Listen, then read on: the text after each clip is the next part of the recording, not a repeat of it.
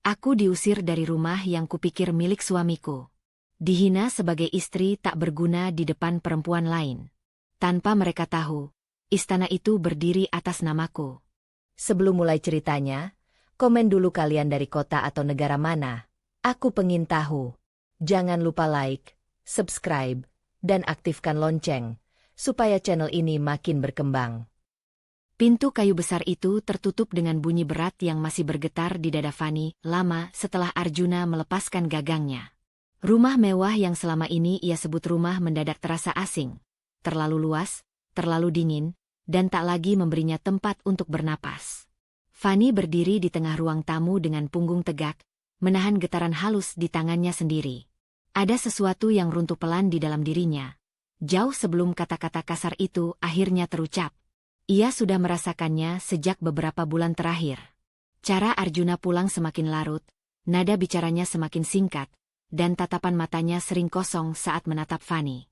Namun, ia memilih diam. Bukan karena tak peduli, melainkan karena percaya bahwa pernikahan adalah tentang bertahan, bukan menuntut.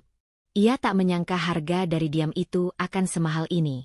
Langkah kaki seseorang terdengar dari arah pintu depan. Seorang perempuan muda masuk tanpa ragu, seolah rumah itu memang sudah menjadi miliknya. Gaun longgar menutupi tubuhnya, tapi perut besar yang menonjol tak bisa disembunyikan. Perempuan itu berhenti beberapa langkah dari Fani. Satu tangannya refleks mengusap perutnya sendiri, sementara sudut bibirnya terangkat tipis, bukan senyum ramah, melainkan klaim. "Mas." Suara perempuan itu lembut tapi penuh maksud, memanggil Arjuna tanpa ragu. Fani menoleh ke arah suaminya. Arjuna berdiri di dekat tangga, wajahnya tegang, namun bukan karena bersalah. Ada sesuatu yang lain di sana, keputusan yang sudah diambil jauh sebelum hari ini. "Fani," kata Arjuna akhirnya, suaranya dingin dan tegas. "Dia Maya." Tak ada penjelasan lebih lanjut. Tak ada pengantar, tak ada upaya meredam. Nama itu melayang di udara seperti vonis. Fani mengangguk pelan. Lebih kepada dirinya sendiri. Dadanya terasa sesak, namun pikirannya justru menjadi terlalu jernih. Ia memperhatikan Maya yang berdiri sedikit di belakang Arjuna sekarang. Jelas berlindung, jelas ditempatkan. Posisi itu saja sudah cukup menjelaskan segalanya tanpa perlu kata. "Aku hamil," Maya menambahkan, suaranya terdengar rapuh, tapi matanya waspada. "Anaknya Mas Arjuna." Kalimat itu menghantam Fani lebih keras daripada teriakan apapun. Ada jeda panjang setelahnya, jeda di mana Fani mencoba mencari sisa-sisa logika untuk berpijak. Namun Arjuna tak memberinya waktu. "Kamu dengar sendiri," Arjuna berkata sambil menyilangkan tangan. "Aku sudah cukup jujur. Dan aku nggak mau drama." Fani menatap wajah pria yang ia nikahi bertahun-tahun lalu. Wajah yang dulu ia percayai, yang kini tampak asing. "Jadi, ini caramu memberitahuku?" tanyanya pelan, suaranya nyaris datar. Arjuna menghela napas kasar. "Aku capek, Van. Capek hidup sama istri yang cuma tahu diam dan numpang hidup. Kamu nggak pernah benar-benar berguna." Kata-kata itu menusuk tepat ke pusat harga diri Fani. Selama ini, ia mengurus rumah, mendampingi Arjuna di saat-saat sulit, menahan diri untuk tak banyak menuntut. Semua itu kini dipangkas menjadi satu kalimat, "Istri tak berguna." "Kamu tinggal di rumah ini karena aku," lanjut Arjuna, suaranya meninggi. "Sekarang aku mau kamu pergi. Malam ini." Maya menunduk, berpura-pura tak nyaman, tapi tangannya tetap menggenggam lengan Arjuna. Sentuhan itu membuat Fani sadar bahwa posisinya telah benar-benar tergeser. Ada banyak hal yang ingin ia katakan. Bantahan, pertanyaan, kemarahan. Namun semua itu tertahan di tenggorokan, seolah ada tembok tebal yang mendadak berdiri di dalam dirinya. Fani menarik napas perlahan. Ia merasakan luka itu menganga, tapi juga menyadari sesuatu yang lain tumbuh bersamaan, keengganan untuk merendahkan diri lebih jauh. "Baik," ucapnya akhirnya. Arjuna tampak terkejut, mungkin berharap teriakan atau tangisan. "Itu saja." Fani mengangguk. Ia melangkah menuju tangga, bukan ke kamar tidur, melainkan ke ruang kerja kecil di samping. Di sana, ia mengambil tas tangan dan ponselnya. Tak ada barang lain. Setiap langkah terasa seperti meninggalkan bagian hidupnya, namun ia memaksa diri untuk tetap berjalan. Saat ia kembali ke ruang tamu, Arjuna menatapnya dengan ekspresi campur aduk antara lega dan curiga. Maya menggeser tubuhnya sedikit, seolah memastikan Fani benar-benar pergi. Di ambang pintu, Fani berhenti sejenak. Ia menoleh, bukan untuk memohon, melainkan untuk memastikan satu hal, bahwa ia tak akan melupakan rasa ini. Rasa diusir, direndahkan, dan diputuskan sepihak di rumah yang ia rawat dengan sepenuh hati. "Aku pergi," katanya singkat. Suaranya tenang, namun di dalam dadanya badai baru saja dimulai. Pintu tertutup di belakangnya. Udara malam menyambut dengan dingin yang menusuk. Fani berdiri di halaman rumah itu, memandangi bangunan megah yang kini menolaknya. Untuk pertama kalinya, ia benar-benar sendirian, tanpa peran, tanpa tempat. Namun di balik kebingungan dan sakit yang menekan dadanya, muncul satu keputusan kecil yang bahkan belum ia sadari sepenuhnya. Ia tidak akan kembali dengan kepala tertunduk. Dan keputusan itulah yang membuat langkahnya ke jalan malam terasa sedikit lebih berat, sekaligus berbahaya. Fani duduk di tepi sofa abu-abu itu dengan punggung lurus, seolah tubuhnya menolak ikut runtuh meski malam sebelumnya telah merenggut semua yang ia kenal sebagai rumah. Apartemen Rina tak besar, tapi hangat. Lampu temaram menyinari ruang tamu yang dipenuhi rak buku dan tanaman kecil di sudut jendela. Namun kehangatan itu belum sepenuhnya menembus lapisan kaku yang membungkus diri Fani sejak pintu rumah megah itu tertutup di belakangnya. Ia menatap cangkir teh yang mengepul di tangannya. Uapnya naik perlahan, seperti emosi yang ingin keluar tapi ditahan dengan paksa. Rina duduk di hadapannya, menyandarkan tubuh ke sandaran kursi, memerhatikan Fani tanpa mendesak. Sebagai sahabat lama, Rina tahu kapan harus bicara, dan kapan diam justru lebih tajam. "Kamu nggak tidur sama sekali, ya?" Rina akhirnya membuka suara, nadanya lembut tapi penuh perhatian. Fani menggeleng. "Aku baik-baik saja." Jawaban itu keluar terlalu cepat. Rina menghela napas pelan. "Kamu selalu bilang begitu kalau sebenarnya lagi nggak baik." Fani tersenyum tipis. Senyum yang rapi, nyaris sempurna, tapi tak menyentuh matanya. Ia meneguk teh itu, berharap panasnya bisa menenangkan sesuatu di dalam dada. "Aku cuma capek. Banyak yang harus kupikirkan." Rina tak membantah. Ia berdiri, berjalan ke dapur kecil, lalu kembali dengan selimut tipis yang langsung disampirkannya ke bahu Fani tanpa izin. Sentuhan sederhana itu membuat Fani sedikit terkejut. Bukan karena tak nyaman, melainkan karena ia baru menyadari betapa lama ia tak disentuh dengan niat melindungi. "Kamu boleh tinggal di sini selama kamu mau," kata Rina tegas. "Jangan pikirkan yang lain dulu." Fani mengangguk, namun di dalam kepalanya, pikirannya justru berlari ke arah sebaliknya. Ia teringat cara Arjuna memandangnya malam itu, seolah ia beban yang akhirnya bisa disingkirkan. Perasaan itu kembali menekan, bukan lagi sebagai amarah, melainkan pertanyaan yang menggerogoti. Sejak kapan ia membiarkan dirinya dinilai sepihak? Ponselnya bergetar di atas meja. Nama yang muncul di layar membuat dadanya mengeras seketika. Bu Ranti. Ibu Arjuna tak pernah menelepon tanpa alasan, dan alasan itu jarang menyenangkan. Fani menatap layar itu beberapa detik lebih lama dari seharusnya sebelum akhirnya mengangkatnya. Rina memperhatikan dari kejauhan, wajahnya langsung berubah waspada. "Ya, Bu," ucap Fani, suaranya kembali rapi. "Fani." Suara Bu Ranti terdengar tajam, tanpa basa-basi. "Kamu di mana?"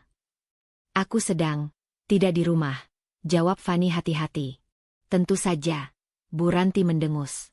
"Kamu tahu apa yang kamu lakukan? Kamu mempermalukan keluarga kami." Fani menarik napas. Ia berdiri, berjalan ke dekat jendela, menjauh dari Rina seolah butuh ruang untuk menerima serangan ini sendirian. "Saya tidak bermaksud." "Jangan potong pembicaraan," potong Bu Ranti. Seorang istri yang baik itu tahu tempatnya. Kalau suami mencari yang lain, berarti ada yang salah dengan istrinya. Kata-kata itu menghantam Fani lebih keras dari tudingan Arjuna malam sebelumnya. Ada sesuatu yang jauh lebih menyakitkan ketika kesalahan itu disahkan oleh orang yang seharusnya menjadi keluarga. "Kamu gagal jadi istri," lanjut Bu Ranti tanpa ragu. Sekarang Arjuna harus bertanggung jawab pada perempuan lain karena kelalaianmu. Fani menutup matanya sejenak. Ia merasakan tenggorokannya mengencang. Tapi ia menolak menangis. Menangis terasa seperti mengakui tuduhan itu benar.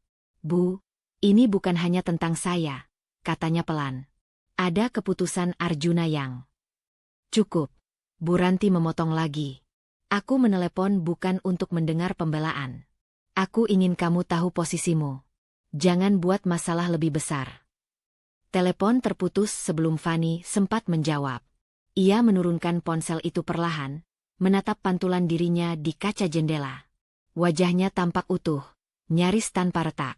Namun di balik itu, ada sesuatu yang mulai bergeser. Rina mendekat.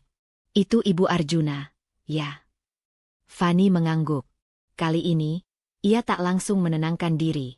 Dadanya terasa sesak dengan cara yang berbeda dari malam sebelumnya. Bukan karena diusir, melainkan karena disalahkan sepenuhnya.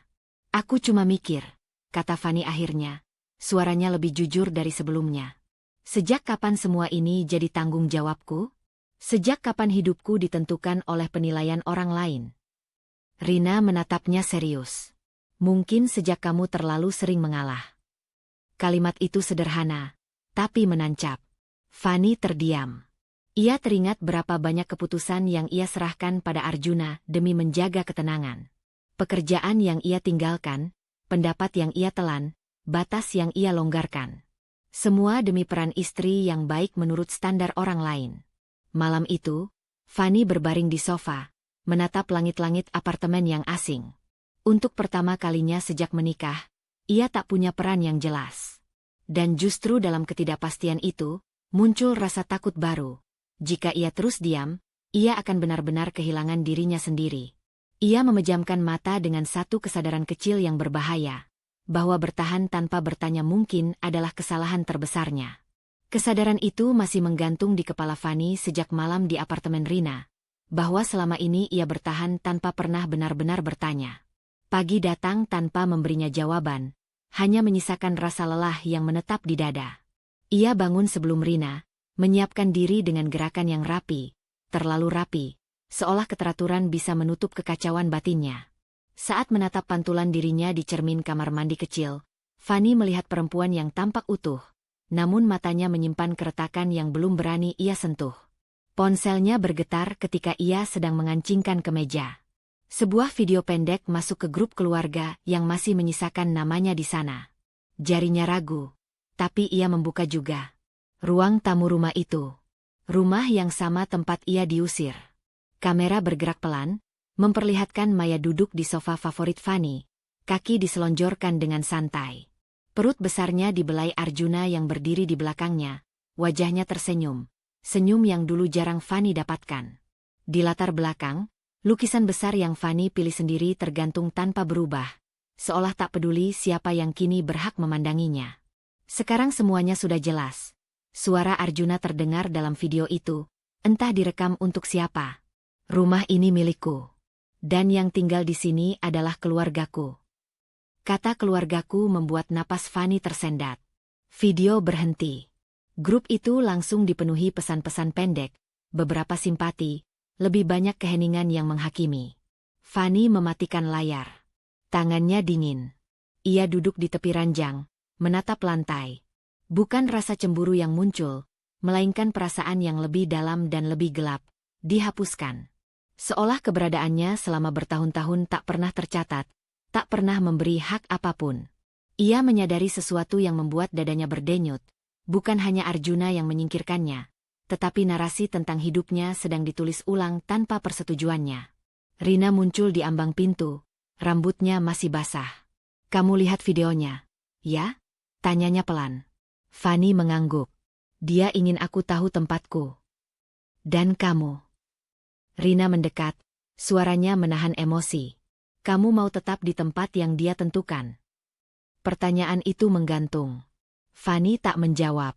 Ia hanya berdiri, mengambil tasnya. Aku harus pergi sebentar. Kemana? Ada urusan lama, jawab Fani. Jawaban itu bukan kebohongan, hanya belum lengkap. bahkan untuk dirinya sendiri. Kantor Pak Surya berada di bangunan tua yang terawat, jauh dari hiruk-pikuk pusat kota. Lorongnya berbau kertas dan kayu, aroma yang anehnya terasa akrab. Fani melangkah masuk dengan hati-hati, seperti seseorang yang kembali ke tempat yang menyimpan terlalu banyak kenangan.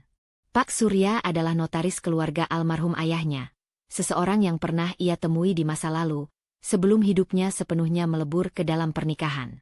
Pak Surya menyambutnya dengan anggukan hormat. Rambutnya kini lebih memutih, tapi tatapannya tetap tajam. "Fani," katanya, suaranya hangat namun terukur. "Sudah lama." "Maaf datang tanpa janji," jawab Fani. Ada rasa canggung yang tak bisa ia sembunyikan. "Saya butuh bertanya." Pak Surya mempersilakan Fani duduk. Tak ada basa-basi berlebihan. Cara bicaranya sejak dulu selalu langsung, seolah waktu adalah hal yang harus dihormati. "Tentang apa?" Fani menelan ludah. "Tentang rumah yang saya tempati selama ini." Pak Surya menatapnya lebih lama, seakan menimbang kata-kata yang akan ia lepaskan. "Kamu yakin ingin membuka itu sekarang?" Pertanyaan itu membuat jantung Fani berdetak lebih cepat. "Saya perlu tahu," katanya akhirnya. "Saya diusir. Dan dikatakan tak punya hak apapun." Keheningan jatuh di antara mereka. Pak Surya membuka laci, mengeluarkan map coklat yang tampak sering disentuh. Ia tak langsung membukanya.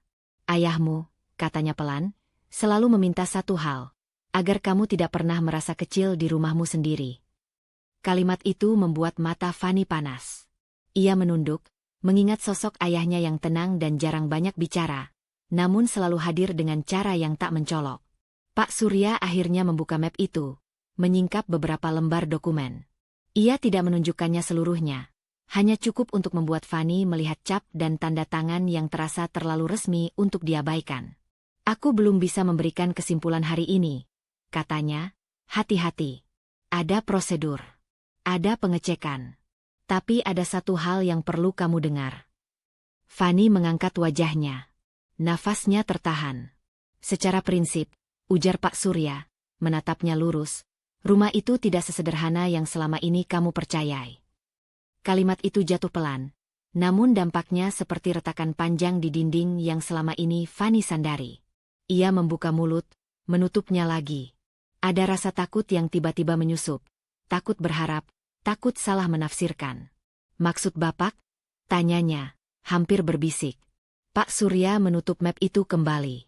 "Yang bisa kukatakan sekarang, Fani, adalah, kamu seharusnya tidak diperlakukan sebagai orang yang menumpang." Kata-kata itu berputar di kepala Fani, menggeser sesuatu yang sudah lama beku.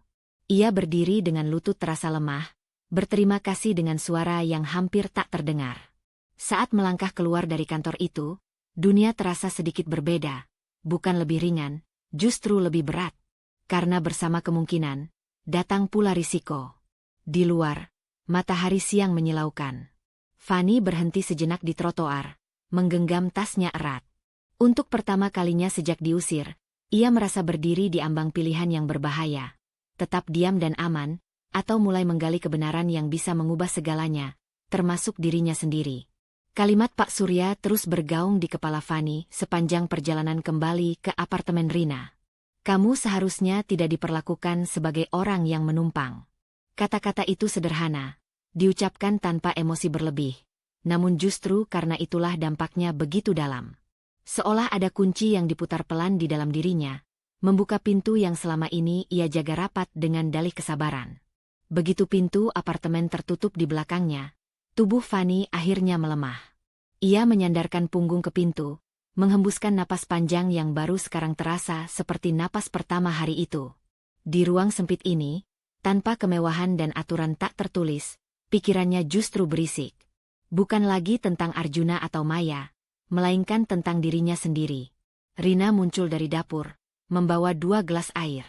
Ia tak langsung bicara, hanya meletakkan 1 gelas di meja kecil, lalu duduk di hadapan Fani. Tatapannya tajam, bukan menghakimi, melainkan menunggu. "Kamu kemana?" tanyanya akhirnya. Fani duduk perlahan di sofa. "Ketemu Pak Surya."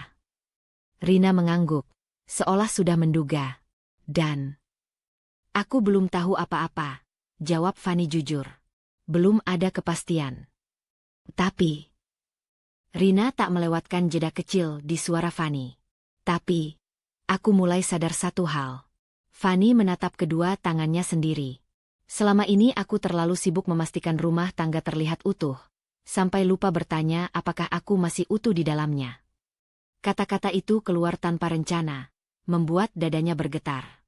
Rina bersandar, membiarkan Fanny melanjutkan. Aku pikir diam itu dewasa. Mengalah itu tanda cinta, lanjut Fanny. Aku berhenti bekerja karena Arjuna bilang dia bisa menanggung semuanya. Aku berhenti berpendapat karena katanya aku terlalu sensitif. Pelan-pelan, aku jadi versi diriku yang lebih kecil, dan aku membiarkannya.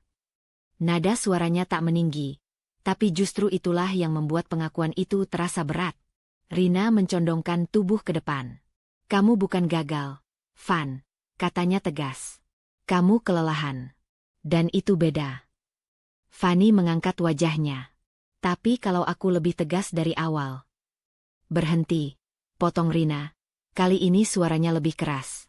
Kalau semua kesalahan selalu kamu tarik ke dirimu sendiri, kamu akan terus memberi ruang orang lain menginjakmu. Arjuna memilih selingkuh. Itu bukan karena kamu kurang. Kata-kata itu memukul sisi batin Fanny yang selama ini ia lindungi. Ada dorongan untuk menolak, untuk kembali menyusun alasan-alasan lama, tapi ia terlalu lelah untuk berbohong pada dirinya sendiri. Air matanya jatuh tanpa suara. Bukan ledakan, hanya tetesan yang akhirnya menemukan jalan keluar. Untuk pertama kalinya sejak diusir, Fanny tak buru-buru menyekanya. Rina duduk lebih dekat, membiarkan Fanny menangis dalam diam. Tak ada pelukan dramatis, hanya kehadiran yang stabil. Saat tangis itu mereda, Fanny merasa kosong dengan cara yang aneh, menyakitkan, tapi jujur. Ponselnya bergetar. Nama Pak Surya muncul di layar. Fanny ragu sejenak sebelum mengangkat. Fanny, suara Pak Surya terdengar tenang seperti sebelumnya. Aku sudah mulai membuka beberapa dokumen lama. Jantung Fanny berdetak lebih cepat. Bagaimana, Pak? Belum bisa kusimpulkan hari ini, jawab Pak Surya jujur. Ada arsip yang harus dicocokkan. Beberapa di antaranya tidak tersimpan digital. Aku butuh waktu. Kekecewaan kecil menyelusup, tapi Fanny menahannya. Berapa lama? Beberapa hari. Mungkin lebih, kata Pak Surya. Aku tahu ini sulit, tapi jangan terburu-buru. Kebenaran yang setengah bisa berbahaya. Fanny mengangguk meski Pak Surya tak bisa melihatnya. Saya mengerti. Sebelum menutup telepon, Pak Surya menambahkan, dan satu hal lagi, Fanny, apapun hasilnya nanti, jangan mengambil langkah besar sebelum semuanya jelas. Lindungi dirimu. Telepon terputus, meninggalkan gema peringatan yang membuat perut Fanny terasa mengeras. Ia menurunkan ponsel itu perlahan. Dia minta waktu, kata Fanny pada Rina. Dan minta aku menunggu. Rina menghela napas. Menunggu selalu lebih sulit daripada bertindak. Fanny tersenyum pahit. Ia berdiri, berjalan ke jendela, menatap kota yang bergerak tanpa peduli pada kekacauan batinnya. Menunggu berarti kembali ke posisi yang selama ini ia kenal. Diam, menahan, dan berpura-pura kuat. Namun kali ini, kesadarannya berbeda. Ia tahu apa harga dari diam itu. Malam turun perlahan.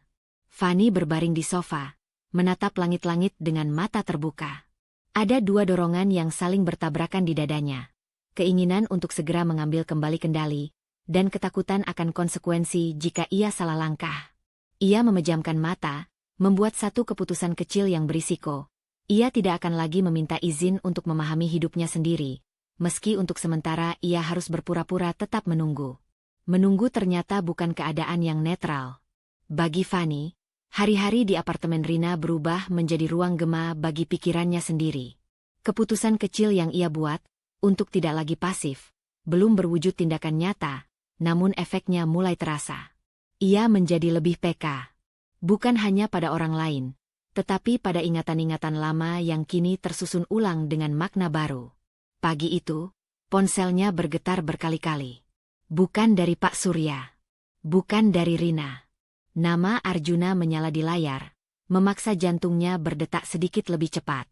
Fanny menatap layar itu beberapa detik sebelum membuka pesan-pesan yang datang bertubi-tubi. Kamu sengaja bikin aku susah, ya? Kalau kamu pikir pergi bisa bikin kamu menang, kamu salah. Kamu memang dari dulu cuma beban. Fanny membaca tanpa ekspresi. Anehnya, rasa sakit yang dulu biasa muncul kini bergeser menjadi sesuatu yang lebih dingin, sejenis kejernihan pahit. Ia tidak membalas. Ia meletakkan ponsel itu di meja, membiarkan getaran terakhirnya mereda. Rina, yang baru keluar dari kamar, menangkap perubahan di wajah Fanny. Dia lagi? Tanyanya singkat. Fanny mengangguk. Nada yang sama. Tapi, ada yang beda. Dia panik, tebak Rina. Mungkin, jawab Fanny pelan. Atau mulai kehilangan pegangan. Kalimat itu mengejutkan dirinya sendiri. Ia tak pernah sebelumnya berani membaca Arjuna dari posisi sejajar, apalagi dari atas. Namun kini, saat ia mengingat kembali isi pesan-pesan itu, ia menangkap sesuatu yang baru, ketergesaan, tuduhan tanpa dasar, dan kemarahan yang diarahkan keluar. Tanda-tanda orang yang tak lagi sepenuhnya menguasai situasi. Di rumah besar itu, Maya berdiri di depan lemari pakaian, wajahnya masam. Beberapa gantungan kosong menyisakan ruang yang tak sesuai dengan bayangannya tentang hidup nyaman. Ia melirik ke arah Arjuna yang sedang duduk di tepi ranjang, menatap layar ponsel dengan alis berkerut. Mas, kata Maya, nadanya manja tapi menuntut. Aku butuh mobil yang lebih nyaman. Yang kemarin itu keras. Aku hamil besar, kamu tahu. Arjuna mendongak. Nanti, jawabnya singkat. Nanti kapan? Maya melangkah lebih dekat. Kamu janji hidupku nggak akan kekurangan. Aku nggak mau seperti istrimu dulu. Kalimat itu terhenti ketika Arjuna menatapnya tajam. Ada kilatan emosi yang membuat Maya terdiam sejenak. Jangan bawa-bawa dia, kata Arjuna dingin. Tapi faktanya, dia pergi tanpa apa-apa. Maya membela diri. Sekarang semua di rumah ini tanggung jawab kamu. Dan aku butuh kepastian. Arjuna berdiri, menarik napas kasar. Kamu pikir uang itu datang dari mana? Aku lagi urus. Nada itu membuat Maya mundur setengah langkah. Ia mengusap perutnya, tak sepenuhnya pura-pura. Aku cuma minta yang seharusnya, katanya lebih pelan. Anak ini butuh masa depan. Kalimat itu, yang biasanya membuat Arjuna melunak, kali ini justru menambah tekanan. Ia berbalik, mengambil jaketnya.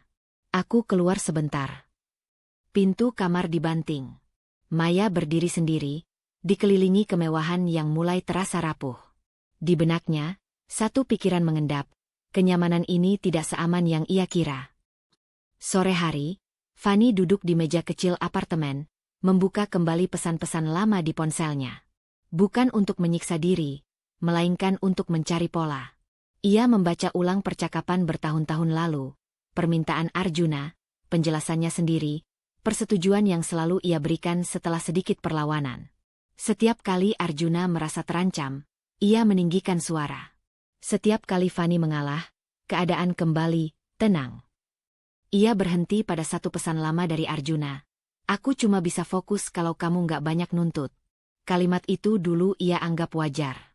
Sekarang, maknanya berubah. Fanny merasakan denyut di pelipisnya. Bukan sakit, melainkan kesadaran yang terlambat tapi tak bisa ditarik kembali. Dia cuma tenang kalau berkuasa, gumam Fanny tanpa sadar. Rina yang sedang menyeduh kopi menoleh. Apa? Fanny mengangkat kepala. Arjuna. Selama ini aku kira dia tenang karena aku patuh. Tapi sebenarnya, dia tenang karena dia pegang kendali. Rina tersenyum tipis, bukan puas, melainkan sedih. Dan sekarang kendali itu mulai goyah, jawab Fanny. Ada ketakutan di sana, tapi juga sesuatu yang mendekati keberanian. Ponselnya kembali bergetar. Kali ini satu pesan panjang dari Arjuna. Kamu puas sekarang? Maya banyak tuntutan. Semua orang lihat aku seolah gagal. Ini semua karena kamu pergi tanpa izin. Fanny menatap pesan itu lama. Jari-jarinya bergerak, lalu berhenti. Untuk pertama kalinya, ia merasakan dorongan kuat untuk membalas. bukan dengan pembelaan, melainkan dengan kebenaran. Namun ia mengingat peringatan Pak Surya. Menunggu. Jangan gegabah. Ia menghapus draft balasan itu. Namun ada satu hal yang tak bisa ia hapus. Perubahan di dalam dirinya. Mengetahui pola berarti melihat pintu.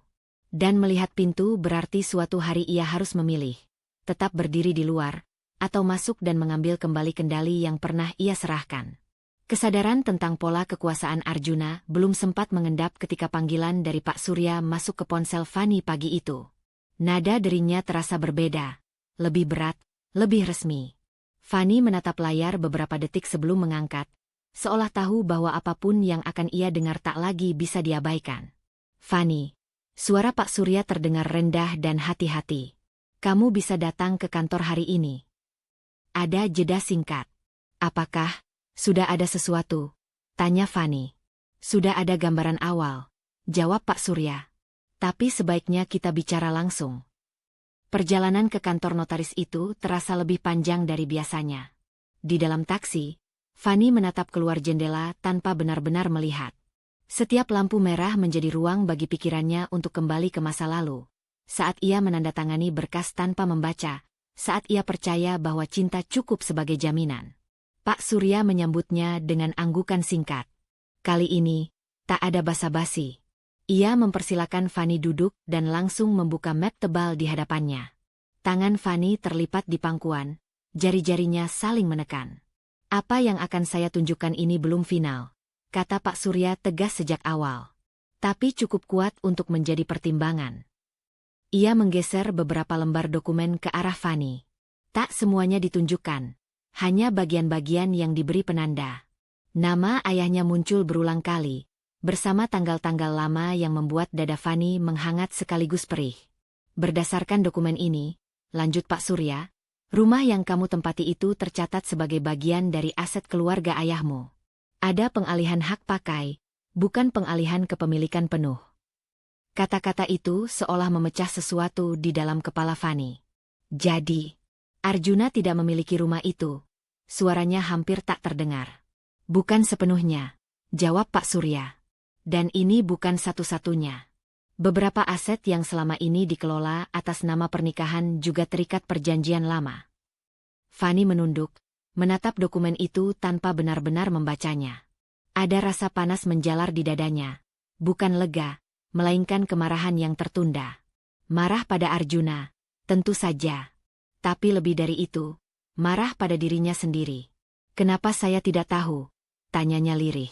Pak Surya menghela napas. Kamu tahu, Fani. Hanya saja, kamu memilih mempercayakan semuanya. Kalimat itu jujur, tanpa menyudutkan. Tapi justru karena itulah dampaknya begitu telak. Fani menggigit bibir, menahan dorongan untuk menangis.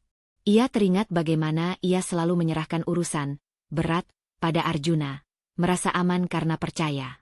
Ia berdiri terlalu cepat, kursinya bergeser sedikit. Saya bodoh, katanya, suaranya bergetar. Saya membiarkan semua ini terjadi. Pak Surya tak segera menimpali. Kamu manusia, katanya kemudian. Dan manusia bisa salah percaya. Fani menggeleng pelan. Kesalahan itu terasa terlalu besar untuk diredam dengan pengertian. Ia membayangkan Arjuna berjalan di rumah itu, memamerkan kekuasaan yang mungkin tak pernah sepenuhnya ia miliki.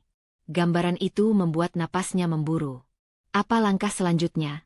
Tanya Fani, kini lebih tegas. Pak Surya menutup map itu perlahan. Verifikasi.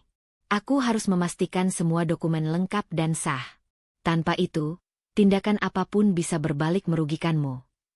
Fani mengangguk. Ia tahu itu masuk akal. Namun bagian dirinya yang baru terbangun ingin bergerak cepat, ingin merebut kembali sesuatu yang telah dirampas. Saya ingin bertindak, katanya jujur. Tapi saya tidak mau salah. Itu keputusan yang bijak, jawab Pak Surya. Kesabaranmu sekarang adalah perlindungan. Di apartemen, Fani duduk sendiri di ruang tamu. Rina belum pulang. Keheningan memberi ruang bagi pikirannya untuk berputar lebih liar. Ia menatap tangannya sendiri, membayangkan tanda tangan yang ia bubuhkan bertahun-tahun lalu. Setiap goresan kini terasa seperti pengkhianatan terhadap dirinya sendiri. Ponselnya menyala. Pesan dari Arjuna masuk, singkat dan tajam. Kamu puas sekarang? Aku tahu kamu lagi main di belakang. Fanny membaca pesan itu dengan rahang mengeras. Kali ini, kemarahan muncul dengan jelas, bukan meledak, melainkan padat. Ia mengetik balasan, lalu berhenti. Bayangan dokumen di meja Pak Surya muncul kembali di benaknya. Bukti awal, belum final. Ia menghapus balasan itu. Sebagai gantinya, Fanny mematikan ponsel dan meletakkannya terbalik di meja. Keputusan kecil, tapi terasa berisiko. Untuk pertama kalinya, ia memilih menahan diri bukan karena takut, melainkan karena tahu bahwa satu langkah salah bisa menghancurkan semua yang baru saja ia pahami. Malam itu, Fanny berbaring dengan mata terbuka, dada naik turun tidak teratur. Kebenaran mulai terlihat, tapi belum bisa disentuh. Dan di antara jarak itu, ia harus belajar hidup dengan tekanan baru, mengetahui bahwa sesuatu yang seharusnya miliknya telah lama dipakai orang lain, dan ia belum boleh mengambilnya kembali. Malam sebelumnya, Fanny tidur dengan mata terpejam tapi pikiran terjaga. Kebenaran yang setengah terbuka terasa lebih melelahkan daripada kebohongan yang utuh. Ia tahu ada sesuatu yang besar sedang menunggu di ujung penantian ini, dan menunggu itu sendiri adalah ujian. Pagi datang tanpa kelegaan, hanya membawa kesunyian yang terasa tegang. Ketukan di pintu apartemen memecah keheningan itu. Rina yang baru selesai menyeduh kopi menoleh dengan dahi berkerut. Kamu nunggu tamu? Tanyanya. Fanny menggeleng. Jantungnya berdetak lebih cepat, seolah tubuhnya lebih dulu mengenali ancaman sebelum pikirannya menyusul. Ketukan itu terdengar lagi, lebih keras, lebih tak sabar. Saat Rina membuka pintu, sosok Bu Ranti berdiri tegak di ambang, rapi dan dingin seperti biasa. Tatapannya langsung menyapu ruangan sempit itu dengan ekspresi merendahkan, seolah ukuran tempat tinggal adalah cerminan nilai seseorang. Fanny, ucap Bu Ranti singkat, lalu melangkah masuk tanpa menunggu dipersilakan. Rina menegang, tapi mundur setengah langkah. Ia tahu ini bukan percakapan yang bisa ia hentikan dengan keberanian semata. Fanny berdiri dari sofa. Ada getaran kecil di lututnya, namun ia tak mundur. Bu, sapanya pelan. Bu Ranti membuka tasnya, mengeluarkan map tipis berwarna krem, lalu meletakkannya di atas meja kecil dengan gerakan tegas. Aku tidak punya banyak waktu, katanya. Ini surat cerai. Tanda tangani. Kalimat itu jatuh tanpa basa-basi, tanpa empati, seperti perintah yang sudah lama disiapkan. Fanny menatap map itu beberapa detik. Dulu, pemandangan seperti ini akan membuat dadanya sesak dan pikirannya kacau. Sekarang, yang ia rasakan justru ketenangan aneh, bukan karena tak sakit, melainkan karena ia akhirnya mengerti apa yang sedang terjadi. Arjuna mau cepat selesai, lanjut Bu Ranti. Maya butuh kepastian. Kamu harus sadar diri. Fanny mengangkat wajahnya. Sadar diri yang bagaimana, Bu? Bu Ranti mendengus. Kamu sudah gagal menjaga rumah tanggamu. Jangan tambah masalah. Tanda tangani, dan kita selesai baik-baik. Rina membuka mulut hendak bicara, tapi Fanny mengangkat tangan sedikit, meminta waktu. Ia melangkah mendekat ke meja, membuka map itu perlahan. Matanya membaca sekilas halaman pertama, bahasa hukum yang dingin, penuh kata yang berusaha memutus sesuatu secepat mungkin. Ia menutup map itu kembali. Tidak, kata Fanny. Suaranya tenang. Terlalu tenang hingga membuat Bu Ranti terdiam sejenak. Apa?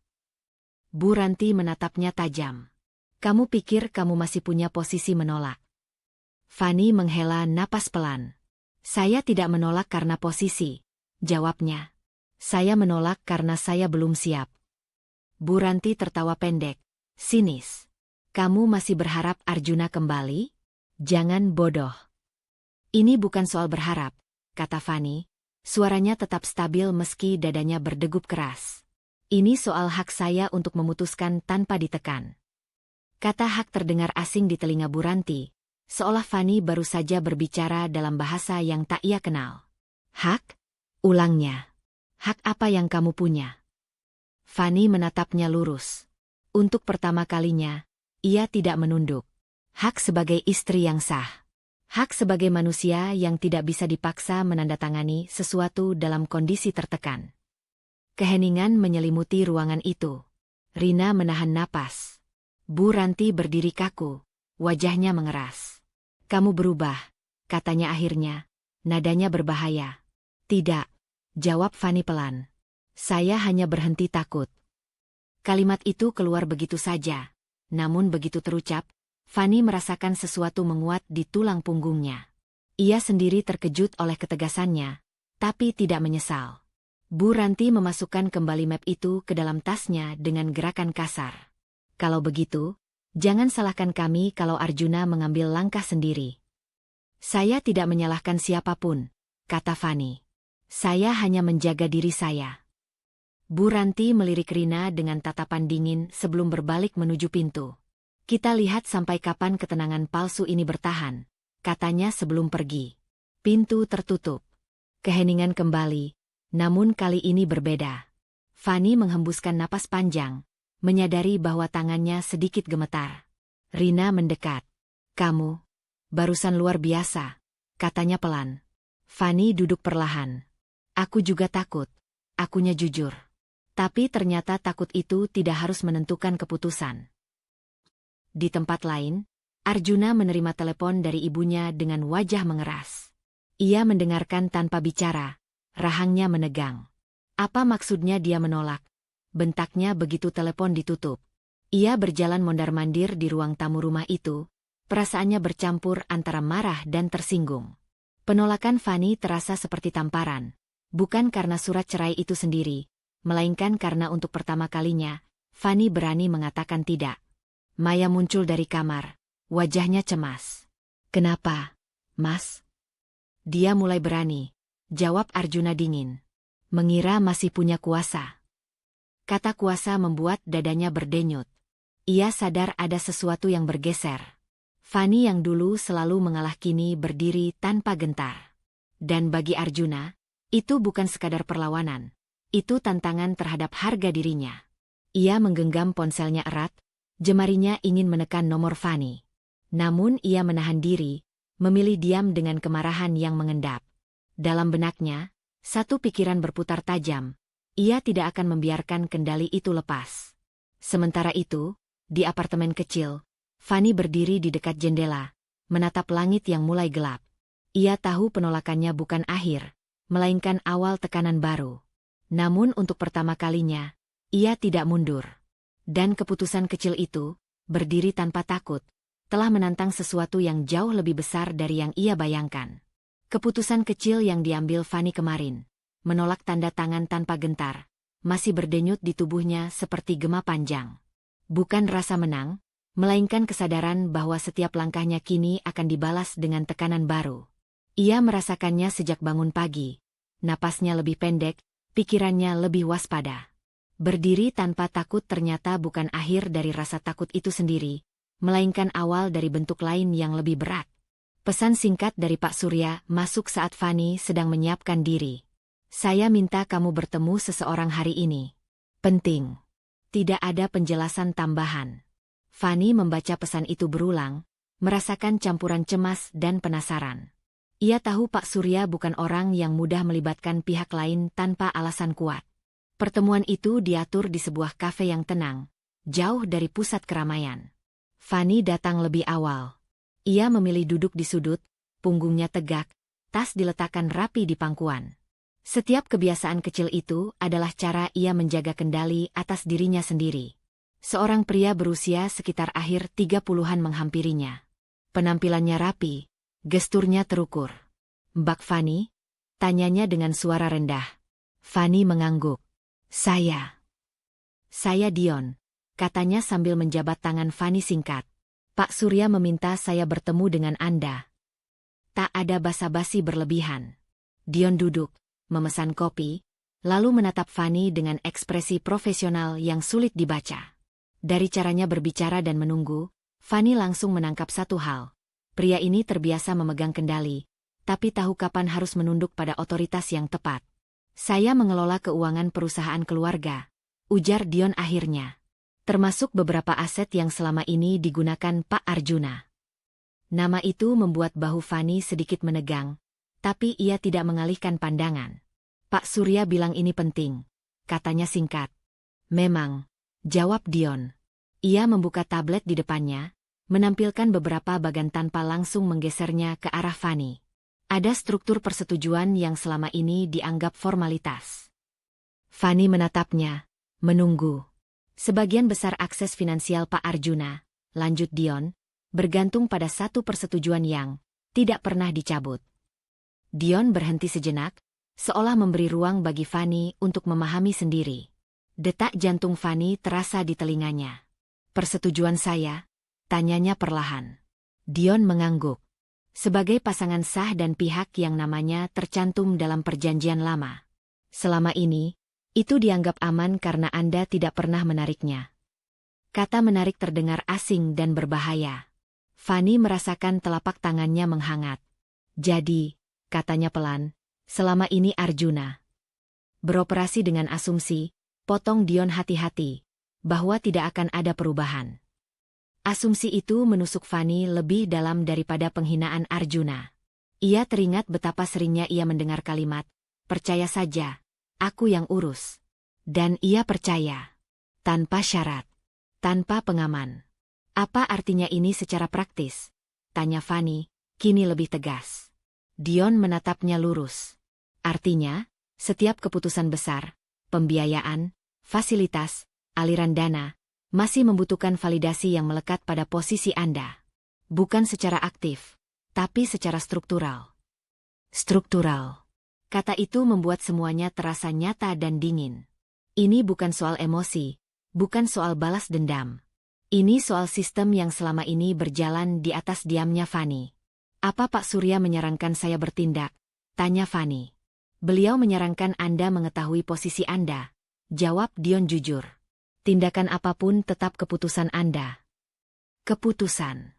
Kata itu kini terasa lebih berat dari sebelumnya. Fani menunduk, menatap meja kayu di depannya. Ada dorongan kuat untuk menggunakan pengetahuan ini, untuk menghentikan semua yang Arjuna banggakan, untuk memaksanya merasakan kehilangan kendali yang selama ini ia nikmati. Namun bersamaan dengan itu, muncul beban lain yang menekan dada Fani. Jika ia bertindak sekarang, apa bedanya ia dengan Arjuna? Kalau saya tidak melakukan apa-apa, tanya Fani. Maka sistem akan berjalan seperti biasa, jawab Dion. Sampai salah satu pihak mengambil langkah. Fani mengangguk pelan.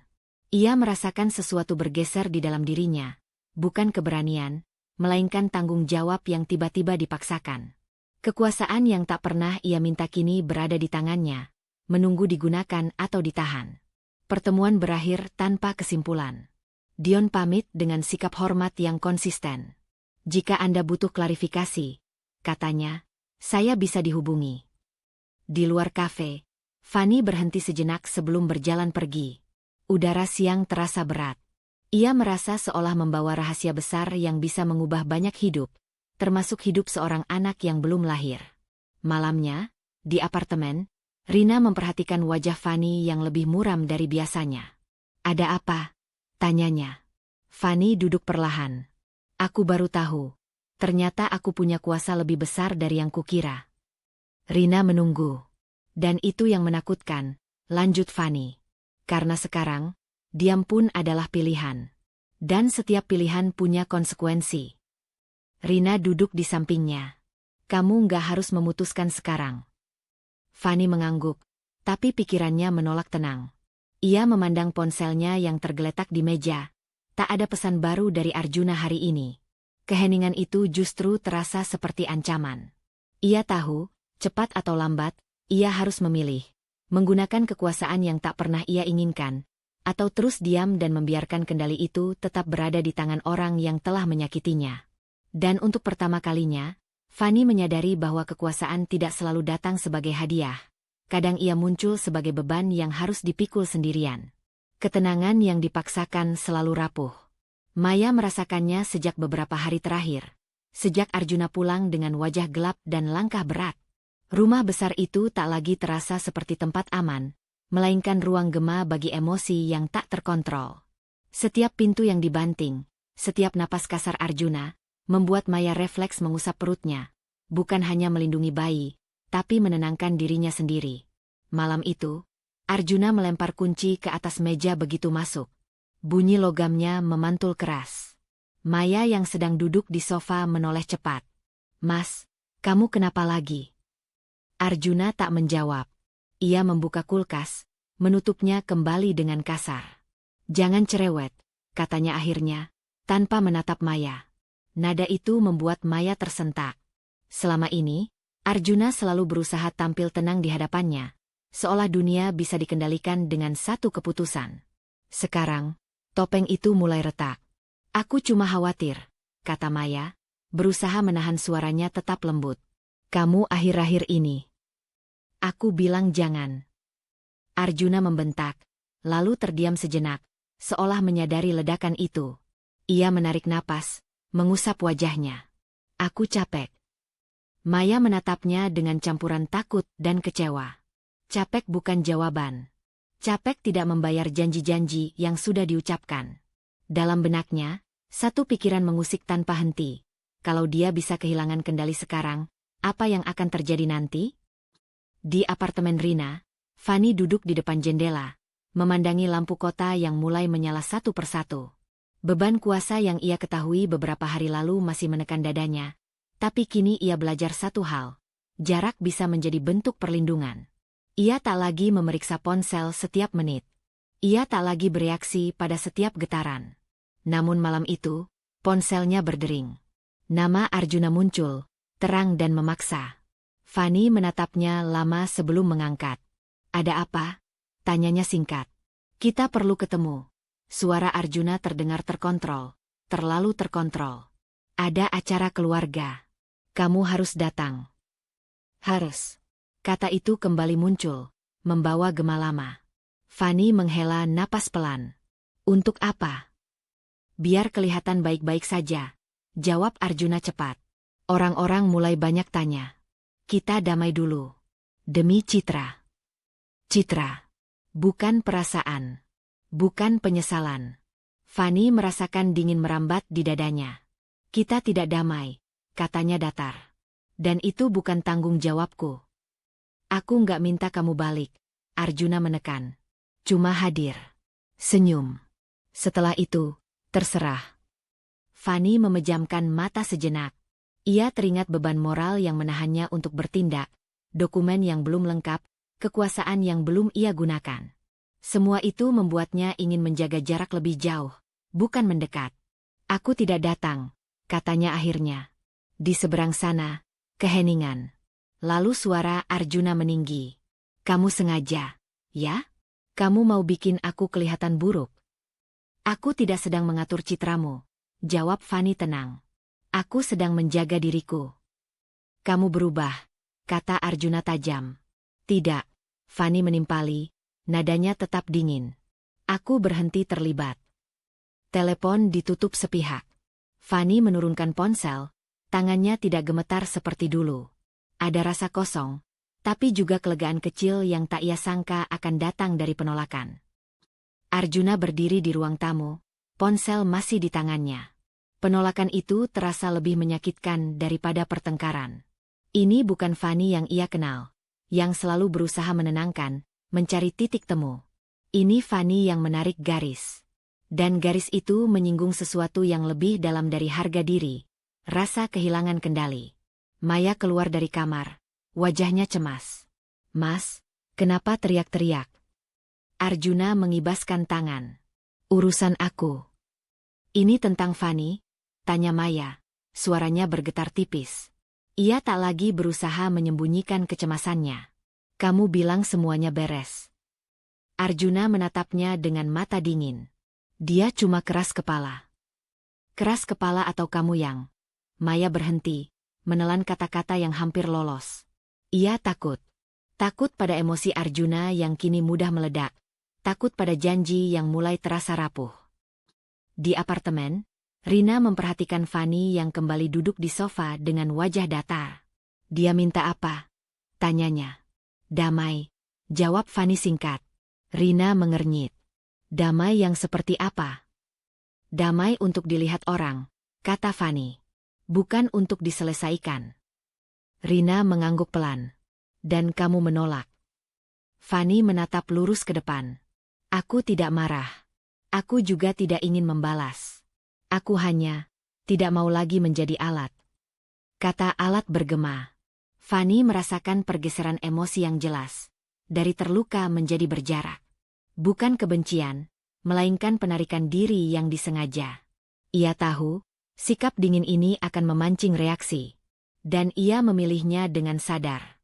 Malam itu, sebelum tidur, Fanny menulis satu kalimat di catatan ponselnya.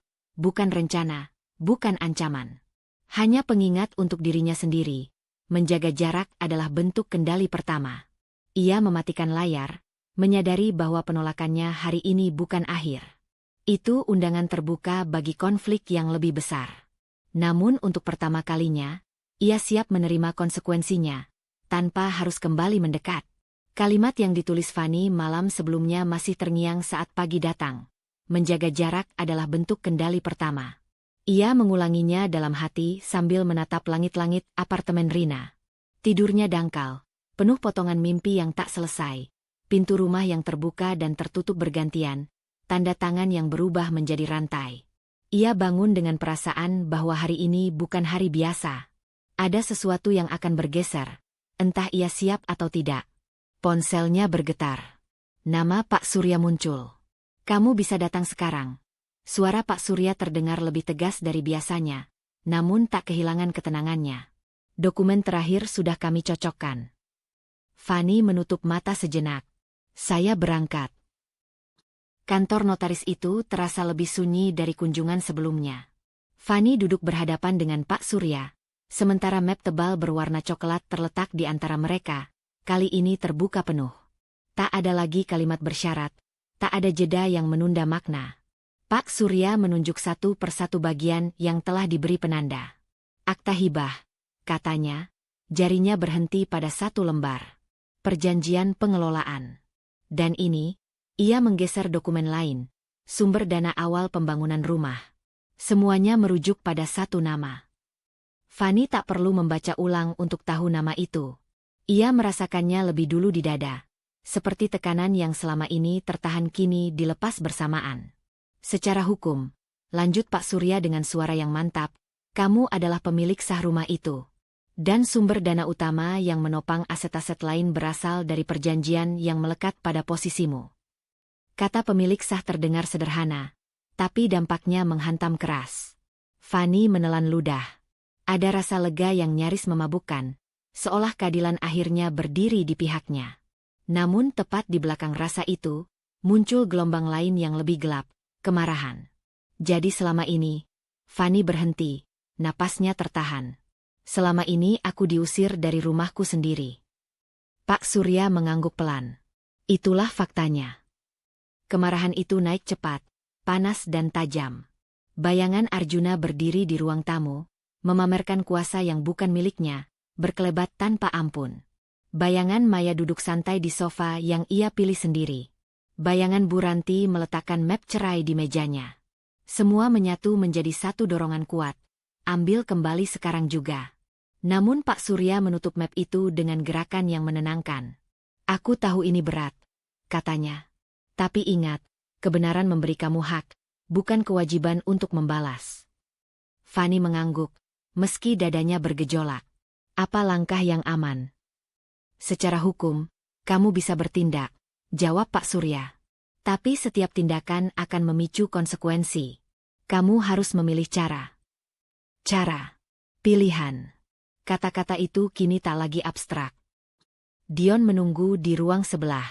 Begitu Fanny masuk, ia berdiri, wajahnya profesional namun tegang. Tablet di tangannya menyala, menampilkan grafik dan catatan yang siap diaktifkan. Pak Surya sudah menjelaskan, tanya Dion. Fanny mengangguk. Sudah. Dion menarik napas singkat. Maka saya menunggu satu kata dari Anda. Satu kata. Sesuatu yang begitu kecil untuk dampak sebesar ini. Fanny duduk, merasakan berat keputusan itu menekan bahunya. Ia menatap layar tablet tanpa benar-benar melihat angka-angka. Yang ia lihat adalah wajah Arjuna saat harga dirinya ditantang. saat suaranya meninggi karena kehilangan kendali. Ia melihat Maya yang mulai cemas. Ia melihat dirinya sendiri, malam-malam di mana ia menyalahkan diri karena terlalu percaya. "Kalau saya bilang ya," tanya Fanny pelan, "apa yang terjadi?" "Penyesuaian akses," jawab Dion jujur. "Bukan publik. Bukan dramatis. Tapi cukup untuk menghentikan aliran yang selama ini berjalan tanpa pengawasan Anda." Fanny mengangguk. "Penyesuaian." Kata yang bersih, teknis, nyaris tanpa emosi. Ia bisa memilih cara yang rapi, tak menampar langsung. Namun benaknya kembali pada rasa marah yang menuntut pengakuan. Keinginan agar Arjuna tahu, agar ia merasakan apa artinya kehilangan. "Dan kalau saya bilang belum?" tanya Fanny. "Maka semuanya berjalan seperti biasa," kata Dion. "Dengan risiko yang juga biasa." Fanny memejamkan mata. Di titik ini, diam bukan lagi netral. Diam berarti membiarkan kebohongan terus bernapas. Namun bertindak juga bukan tanpa harga. Ada anak yang akan lahir, ada nama keluarga yang akan terseret, ada dirinya sendiri yang bisa berubah jika ia membiarkan dendam memimpin. Ia teringat Rina, kalimat-kalimat yang menahannya agar tak kembali menyalahkan diri sendiri. Ia teringat Pak Surya yang meminta kesabaran sebagai perlindungan. Dan ia teringat janji kecil pada dirinya sendiri, menjaga jarak, bukan menyerang. "Aku ingin adil," kata Fanny, suaranya nyaris berbisik. "Bukan kejam." Dion mengangguk, memahami tanpa perlu bertanya lebih jauh. "Keadilan juga tindakan," katanya.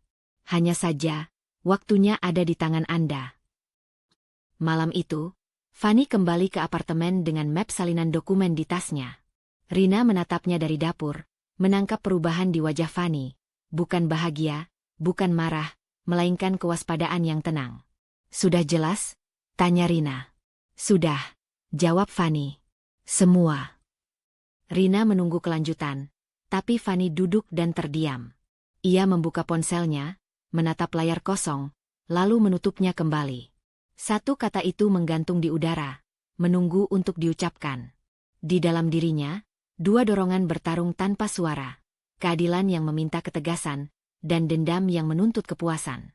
Fanny tahu, begitu ia memilih, tak ada jalan kembali ke posisi lama. Ia berdiri di dekat jendela, memandangi kota yang berkilau. Di bawah cahaya itu, ia membuat keputusan kecil yang berisiko, bukan untuk menekan tombol hari ini, tetapi untuk tidak membiarkan amarah yang memilih caranya. Satu kata itu belum keluar dari bibirnya. Namun waktunya semakin dekat. Keheningan pagi di apartemen Rina terasa lebih berat dari biasanya. Fanny berdiri di dekat jendela, menatap kota yang bergerak tanpa menunggu keputusannya.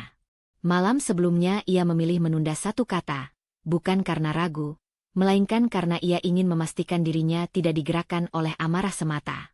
Namun pagi ini, penundaan itu berubah menjadi kejelasan. Menahan diri terlalu lama justru membuat kebohongan terus bernapas. Ia duduk, membuka ponsel, dan menatap nama Dion. Satu tarikan napas, lalu panggilan terhubung. "Dion," kata Fanny, suaranya tenang, nyaris datar.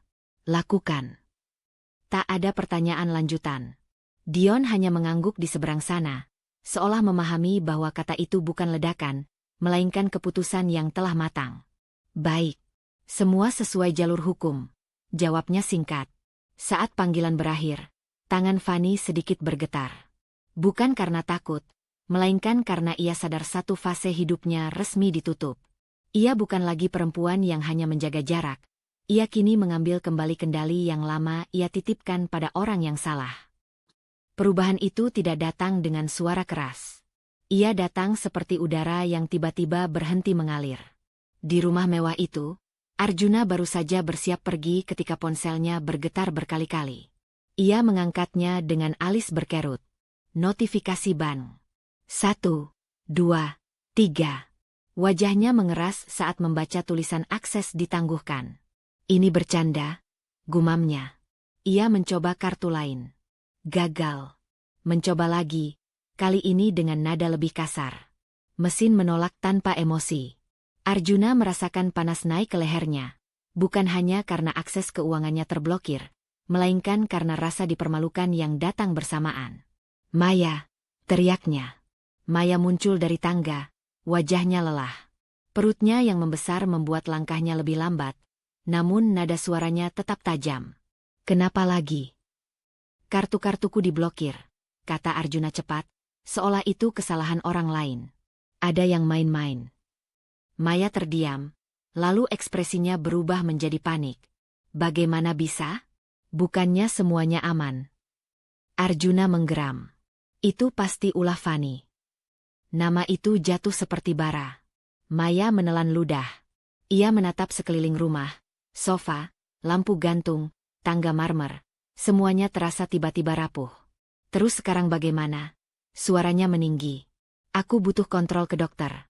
Arjuna. Kita butuh. Kau kira aku tidak tahu? Arjuna memotong dengan nada keras.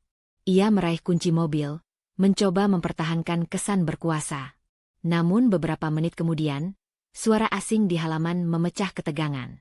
Dua orang berdiri di samping mobil, menjelaskan dengan formal bahwa kendaraan itu harus ditarik sementara. Maya menutup mulutnya. Ini keterlaluan. Arjuna berdiri kaku, matanya menyala marah. Untuk pertama kalinya, rumah itu tidak menjawab langkahnya dengan patuh. Di apartemen, Fani menerima pesan dari Dion. Proses berjalan. Semua legal. Ia menutup layar dan bersandar di sofa. Rina memperhatikannya dari dapur, membaca perubahan di wajah sahabatnya. Sudah? Tanya Rina pelan.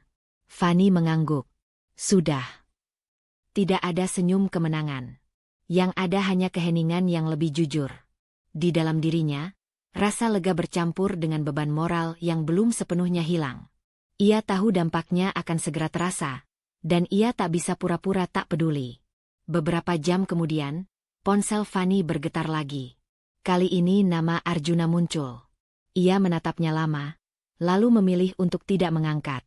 Pesan masuk menggantikan panggilan. Kamu puas sekarang? Kamu mau menghancurkan aku? Fani membaca tanpa reaksi berlebihan. Kata-kata itu dulu akan melukainya, membuatnya merasa bersalah. Kini, ia hanya mencatat satu hal. Arjuna tidak bertanya apa yang benar. Ia hanya bertanya siapa yang berkuasa. Ia mengetik balasan singkat, lalu berhenti. Jarinya menggantung di atas layar. Akhirnya, ia menghapus semua dan memilih diam. Keputusan itu mengubah sesuatu di dadanya. Sebuah batas yang ia bangun dengan sadar. Di rumah mewah itu, Maya tak lagi menahan emosinya. Kau bilang semuanya aman, katanya dengan suara gemetar. Kau bilang Fani tak punya apa-apa. Arjuna membalas dengan tajam, aku tidak menyangka dia berani. Berani? Maya tertawa pendek, nyaris histeris. Atau kau yang terlalu yakin? Kata-kata itu menghantam lebih keras daripada penarikan mobil. Arjuna terdiam, menyadari untuk pertama kalinya bahwa ketenangan Maya selama ini bergantung pada fasilitas, bukan pada dirinya. Dan kini, saat fasilitas itu runtuh, kepercayaan pun ikut retak. Malam datang dengan cepat. Fani berdiri lagi di jendela, memandangi lampu kota. Ia tahu keputusan hari ini bukan akhir. Arjuna akan bereaksi. Maya akan menekan. Bu Ranti mungkin kembali muncul dengan tuntutan baru. Namun untuk pertama kalinya, Fani tidak menunggu badai dengan tubuh meringkuk. Ia membuka ponsel, menulis catatan kecil untuk dirinya sendiri. Jangan mundur hanya karena mereka berteriak. Catatan itu sederhana, tapi risikonya nyata. Dengan memblokir akses keuangan Arjuna, ia telah menggeser keseimbangan kekuasaan. Tekanan batin baru pun muncul, bukan tentang apakah ia benar, melainkan apakah ia siap menghadapi balasan dari orang-orang yang selama ini hidup dari kendalinya. Fani menutup ponsel, menarik napas dalam, dan bersiap menghadapi hari esok yang pasti tidak akan sunyi. Pagi itu, Fani belum sepenuhnya menuntaskan rasa tegang dari malam sebelumnya ketika bel apartemen Rina berbunyi panjang, tanpa jeda. Bunyi itu bukan permintaan, melainkan penegasan. Jantung Fani berdegup lebih cepat. Ada insting yang langsung bekerja. Ia tahu siapa yang datang, dan dengan emosi apa. Rina menatapnya dari ujung lorong. Aku di sini, katanya singkat, seolah memberi pagar tak terlihat. Fani mengangguk, lalu berjalan ke pintu. Begitu pintu terbuka, Arjuna berdiri di sana, wajahnya keras, matanya merah oleh amarah dan kurang tidur. Ia tidak menunggu dipersilakan. Kamu puas sekarang? Arjuna langsung menyerang, melangkah masuk dengan napas memburu. Kamu pikir ini permainan? Nada suaranya membuat udara di ruangan mengeras. Fani berdiri tegak, tak mundur, tak pula mendekat. Dadanya berdebar, tapi ia merasakan sesuatu yang berbeda dari pertemuan-pertemuan sebelumnya. Ketakutan itu tidak lagi menguasai. Kalau kamu mau bicara, bicaralah dengan suara biasa, kata Fani pelan. Kalau tidak, kamu bisa pergi. Arjuna tertawa pendek, sinis. Kamu sudah lama memanipulasi semuanya. Ya? Pura-pura diam, pura-pura tersakiti, lalu menusuk dari belakang. Kata-kata itu dulu akan membuat Fani runtuh. Kini, ia hanya merasakan perih singkat, lalu hampa. Ia menyadari betapa Arjuna membutuhkan narasi bahwa dirinya korban, agar tak perlu bercermin. Kamu datang untuk menuduh atau mencari solusi? Tanya Fani, suaranya tetap terkendali. Arjuna membuka mulut untuk membalas, namun suara lain menyela dari arah pintu. Untuk urusan fakta, sebaiknya kita bicara bersama. Pak Surya masuk dengan langkah tenang. Kehadirannya bukan kebetulan. Fani memang memintanya datang pagi itu, sebuah langkah kecil namun berisiko. Arjuna menoleh tajam, wajahnya berubah kaku. Kenapa dia ada di sini? Bentaknya. Pak Surya tak terpancing. Ia meletakkan tas dokumennya di meja, lalu menatap Arjuna dengan tatapan profesional yang dingin. Karena ada hal yang perlu kamu dengar langsung, Arjuna. Tanpa teriakan. Arjuna mendengus, namun tak pergi. Harga dirinya menahan kakinya di tempat. Pak Surya membuka map, mengeluarkan beberapa salinan dokumen. Aku akan bicara singkat, katanya. Rumah yang selama ini kamu tempati, dan sebagian besar sumber dana operasionalmu, secara hukum berada di bawah kepemilikan Fani. Omong kosong, potong Arjuna cepat. Itu rumah kami. Kami menikah. Pernikahan tidak otomatis memindahkan kepemilikan aset yang terikat perjanjian lama, jawab Pak Surya tenang. Dan perjanjian itu dibuat jauh sebelum kamu masuk ke keluarga ini. Fani memperhatikan wajah Arjuna. Ada perubahan halus di sana, bukan penerimaan, melainkan kebingungan yang tak mau diakui. Tangannya mengepal, lalu mengendur. Kamu sengaja menyembunyikan ini dariku, tuduh Arjuna pada Fani. Fani menggeleng pelan. Aku tidak pernah menyembunyikan apapun. Aku hanya tidak bertanya. Dan kamu tidak pernah menjelaskan. Kalimat itu jatuh tanpa emosi berlebihan. Justru itulah yang membuatnya tajam. Arjuna terdiam sesaat, lalu kembali menyerang. Kamu ingin balas dendam, katanya. Ini semua karena kamu tidak terima aku memilih Maya. Pak Surya mengangkat satu tangan, menghentikan arah pembicaraan. Motif tidak mengubah fakta hukum. Akses keuangan yang diblokir dilakukan sesuai wewenang Fani. Tidak ada manipulasi. Arjuna menatap dokumen di meja, lalu menoleh lagi. Kalau begitu, kenapa sekarang? Suaranya meninggi lagi. Kenapa baru sekarang kamu berani? Pertanyaan itu justru menghantam batin Fani. Ia menarik napas dalam sebelum menjawab. Karena baru sekarang aku berhenti takut. Ruangan kembali sunyi. Rina yang sejak tadi diam, menggeser posisinya sedikit, seolah siap jika situasi memburuk. Arjuna tertawa, tapi kali ini suaranya retak. Kamu pikir ini membuatmu menang? Aku tidak sedang bertanding, jawab Fani. Aku sedang mengembalikan sesuatu yang memang bukan milikmu. Ego Arjuna terasa goyah, tapi ia menolak jatuh. Ia berdiri lebih tegak, memasang wajah keras yang sama seperti bertahun-tahun lalu. Aku tidak akan mengaku salah, katanya dingin. Kamu akan menyesal. Ancaman itu tidak lagi membuat Fani gemetar. Namun ia merasakan tekanan baru, kesadaran bahwa konfrontasi terbuka ini akan memicu reaksi lebih besar. Ia memilih satu langkah kecil ke depan. Kalau kamu mau menyelesaikan ini secara dewasa, kata Fani, kita bisa bicara dengan pengacara. Kalau tidak, aku akan tetap berjalan sesuai hukum. Arjuna menatapnya lama, lalu berbalik tanpa pamit. Pintu tertutup lebih keras dari yang perlu. Keheningan setelahnya terasa berat, namun jujur.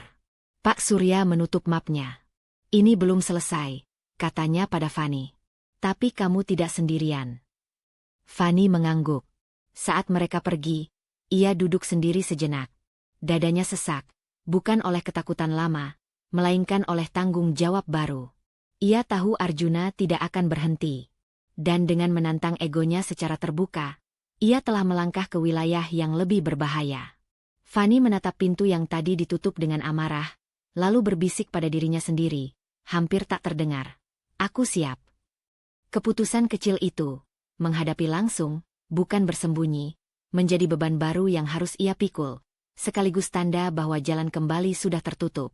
Pagi itu, Fani berdiri di depan gerbang rumah yang dulu ia tinggalkan tanpa menoleh. Kini, kakinya melangkah masuk dengan posisi yang sama sekali berbeda. Udara terasa lebih padat, bukan karena kenangan, melainkan karena kesadaran penuh bahwa tempat ini, yang pernah menjadi sumber kehancurannya, secara sah adalah miliknya. Ia tidak datang sendiri. Pak Surya berdiri beberapa langkah di belakang, bukan sebagai pelindung, melainkan sebagai saksi. Kehadirannya menguatkan keputusan Fani untuk menghadapi semua ini secara terbuka, tanpa teriak, tanpa drama berlebihan. Bel rumah berbunyi. Tak lama, pintu terbuka. Arjuna berdiri di sana dengan wajah yang jauh dari percaya diri. Di sampingnya, Bu Ranti, ibunya, langsung melangkah maju, seolah halaman itu masih wilayah kekuasaannya. Fani. Suara Bu Ranti lebih rendah dari biasanya, penuh tekanan yang dipaksakan lembut. Kita ini keluarga. Tidak perlu sampai sejauh ini. Kata keluarga membuat dada Fani mengencang. Ia menahan respons emosional yang hampir muncul, lalu menatap perempuan itu dengan tenang. Keluarga tidak datang dengan ancaman dan penghinaan, jawabnya pelan. Arjuna menyela cepat. Kita bisa bicara baik-baik. Kamu sudah cukup membuat kami kesulitan. Nada itu, setengah menyalahkan, setengah memohon, membuat Fani menyadari perubahan posisi mereka. Ia melangkah masuk ke ruang tamu, duduk di sofa yang dulu selalu ia tempati sebagai istri yang tak berguna. Kini, ia duduk sebagai pemilik. Silakan duduk, kata Fani singkat. Bu Ranti terlihat ragu, namun akhirnya duduk juga. Fani, kamu tahu Arjuna itu emosional. Tapi kamu tidak bisa memutus semua akses begitu saja. Itu kejam. Fani menoleh. Kejam adalah mengusir istri dari rumahnya sendiri dan merendahkannya di depan perempuan lain. Arjuna menunduk sesaat, lalu mengangkat wajahnya kembali. Aku salah bicara waktu itu. Tapi ini sudah keterlaluan. Kamu menghancurkan hidupku. Fani menatapnya lurus. Aku tidak menghancurkan apapun. Aku hanya berhenti menopang hidupmu. Kalimat itu membuat Bu Ranti terdiam. Untuk pertama kalinya, ia tak langsung membalas. Ia menatap sekeliling rumah, menyadari bahwa semua kemewahan yang selama ini ia banggakan tidak lagi berada di bawah kendali putranya. Kalau begitu, suara Bu Ranti melembut, hampir meratap, buka lagi aksesnya. Untuk sementara saja. Arjuna butuh waktu. Fani menarik napas panjang. Di dalam dirinya, ada getaran, bukan ragu, melainkan benturan antara empati lama dan harga diri yang baru tumbuh. Ia memilih berdiri. Saya tidak membuka apapun hari ini, katanya tegas. Dan saya tidak akan mengambil keputusan karena rasa kasihan. Saat itulah Maya muncul dari arah tangga. Wajahnya pucat, matanya sembab. Ia berdiri beberapa langkah dari Arjuna, memperhatikan percakapan dengan dada naik turun. Jadi, benar semuanya milik kamu? Tanya Maya pada Fani, suaranya bergetar. Fani menatapnya. Tidak ada kebencian di sana, hanya kejujuran yang terlambat. Iya. Maya menoleh ke Arjuna. Kamu bilang aku aman. Kamu bilang kamu memilih aku. Arjuna tak segera menjawab. Diamnya lebih jujur daripada kata-kata apapun. Jadi selama ini, lanjut Maya lirih, aku cuma alat? Penegas ego kamu.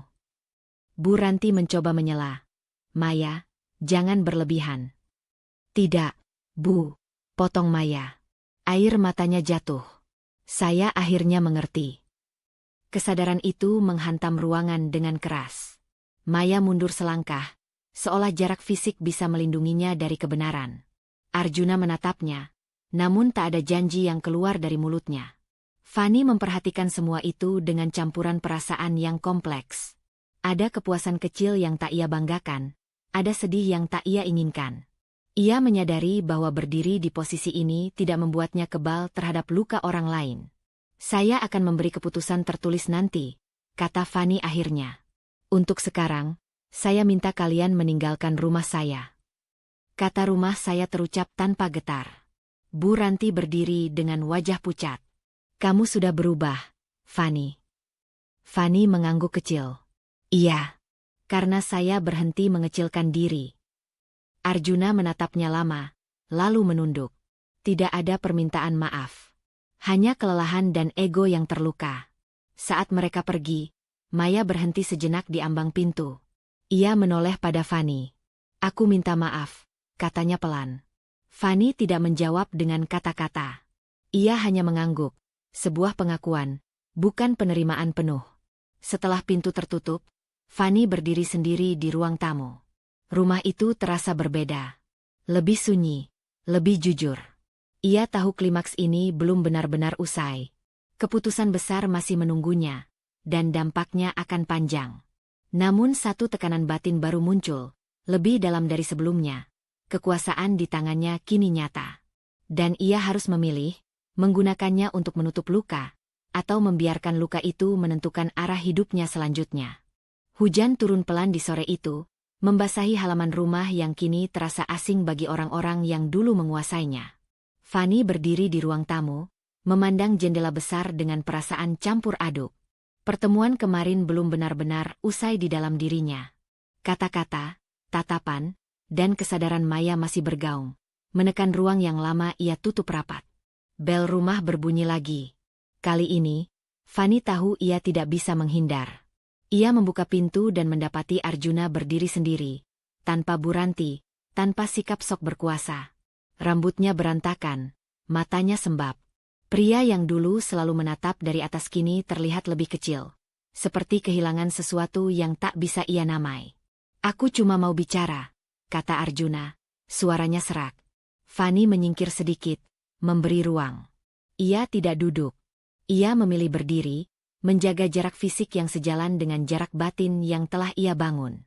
Arjuna melangkah masuk, lalu tiba-tiba berhenti. Bahunya turun, dan tanpa peringatan, ia terduduk di sofa. Tangannya menutup wajah, bahunya bergetar. Semua ini salahmu, katanya di sela isak. Kalau kamu dari dulu tidak diam saja, kalau ibuku tidak ikut campur, kalau Maya tidak menuntut ini itu. Fani mendengarkan tanpa menyela. Setiap tuduhan itu seperti batu kecil yang dilemparkan ke dinding yang kini kokoh. Ia merasakan perih, namun tidak lagi retak. Arjuna menurunkan tangannya, matanya merah. Aku kehilangan segalanya. Hidupku hancur. Fani menarik napas panjang. Inilah momen yang selama ini ia bayangkan, saat ia bisa membalas semua hinaan dengan kata-kata tajam. Namun yang keluar justru ketenangan yang tegas. Kamu tidak kehilangan segalanya, katanya pelan. Kamu kehilangan kendali atas orang lain. Arjuna menggeleng keras. Aku berjuang untuk rumah tangga ini. Fani menatapnya lurus. Kamu berjuang untuk dirimu sendiri. Kalimat itu membuat Arjuna terdiam. Air matanya kembali jatuh, namun kali ini tanpa suara. Ia tampak seperti anak kecil yang kehabisan alasan. Fani melangkah mendekat satu langkah, cukup untuk didengar, cukup untuk tidak terseret. Aku ingin kamu dengar, katanya, tanpa memotong. Arjuna mengangguk lemah. Selama ini, aku diam bukan karena aku setuju, lanjut Fani. Aku diam karena aku takut. Takut kehilangan rumah tangga, takut dianggap gagal, takut tidak cukup.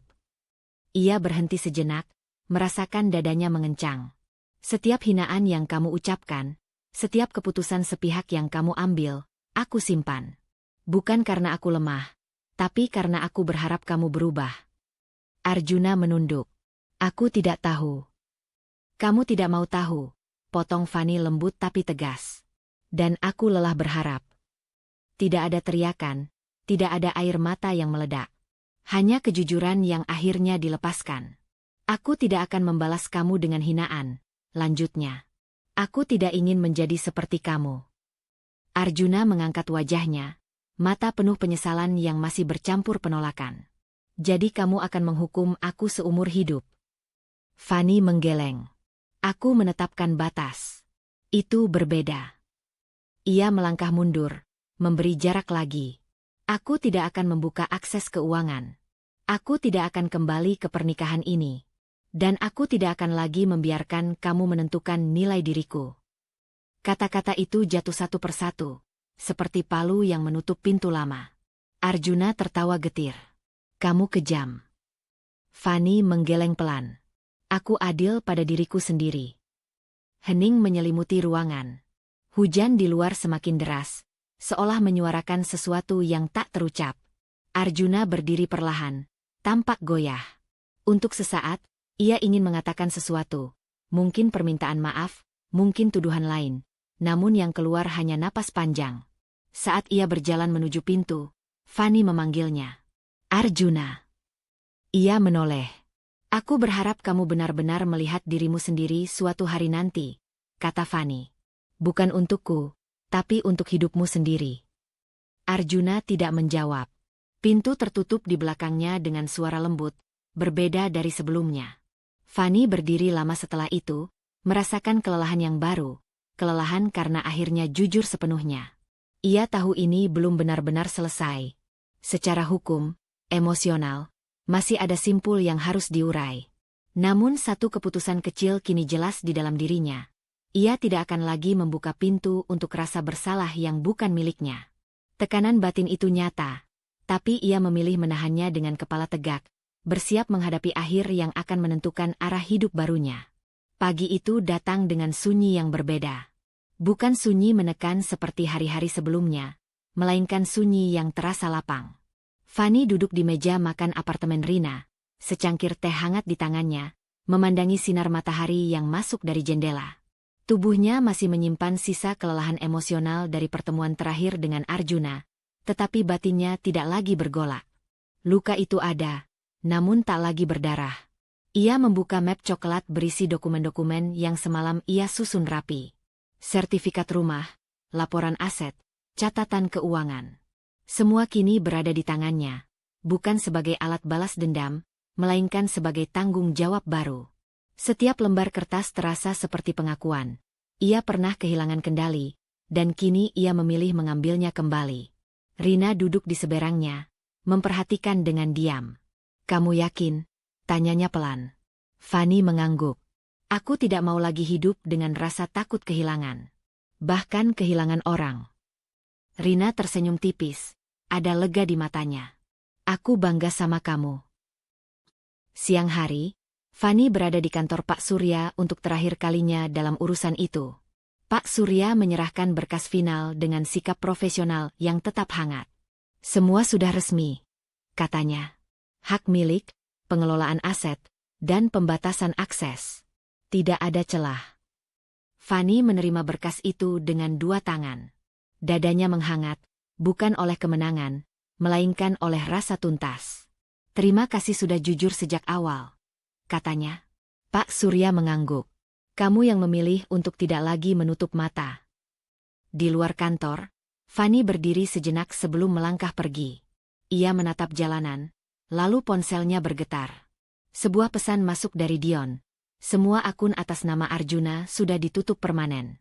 Tidak ada lagi fasilitas. Fani membaca tanpa ekspresi berlebihan. Ia membalas singkat, terima kasih. Tidak ada sorak di hatinya.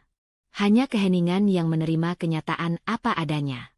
Sementara itu, di tempat lain, Arjuna duduk di sebuah kamar kontrakan sempit. Dindingnya polos, tanpa hiasan. Ponselnya sunyi, tak ada notifikasi, tak ada akses. Bu Ranti tidak lagi datang setiap hari. Maya pergi tanpa banyak kata setelah pertengkaran terakhir, memilih menyelamatkan dirinya sendiri. Arjuna menatap tangannya yang kosong. Untuk pertama kalinya, ia tak bisa menyalahkan siapapun tanpa mendengar gema kebohongan itu kembali ke dirinya. Rumah, fasilitas, citra, semuanya runtuh bukan karena Fani mengambilnya, melainkan karena ia membangun hidup di atas sesuatu yang bukan miliknya. Ia menangis, sendirian. Bukan tangisan pertobatan penuh, melainkan tangisan kehilangan. Namun itulah titik di mana hidup memaksanya berhenti bersembunyi di balik kuasa palsu. Sore menjelang, Fanny kembali ke rumah itu, bukan sebagai istri, bukan sebagai korban, melainkan sebagai pemilik yang akan menutup satu bab. Ia berjalan menyusuri ruang-ruang yang dulu dipenuhi suara keras dan tekanan.